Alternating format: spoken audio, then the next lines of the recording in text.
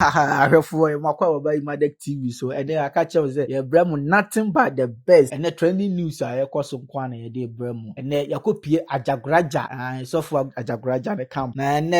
asem bi a yehu trendy on social media na yehu say so for ajagraja or ye live video o preachy or kanyame asem kire ni viewers no mo follow no na sorry man o kanyame asem a kire mra nyame asem no koso na live video wa ni say ekwa live a amanfo hwe no mo comment no mo send message nsema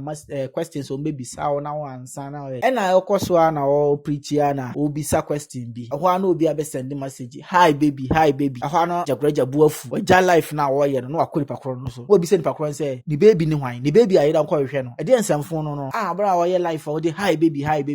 ni baby ayira onkọ hwehwe ni baby enye ono na e ba be friend hi baby na ye nsamfo nkọ na dipa na ka chele no nti enne se wo hwe ajagraja de buafu pa obi friend baby menim baby kro se oya akra o se odo baby na o friend no ene de ye hu baby kro ni buafu pa nti yenkotie ajagraja nsem a na o ka obi twele no hi baby no bi na yensanso mra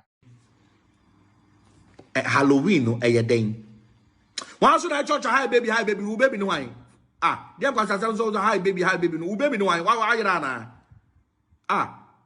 and then some phone no hi baby we hifa u baby ayira wo baby ana say some phone kwa some akwa hi baby no so ya den u baby ayira wo baby akwa hwe no wa hi baby hon cross some phone kwa ahefo se wahu ajagraja ni buafu pa o se obi afre ni baby ti ni buafu o bona adwen ma ni bakoro no hi Imadek TV you say na ye brem nothing but the best trending news bi a ekoso bi mon sabeka hi Imadek TV enko ba bi a koso na follow Imadek TV na won ne papa da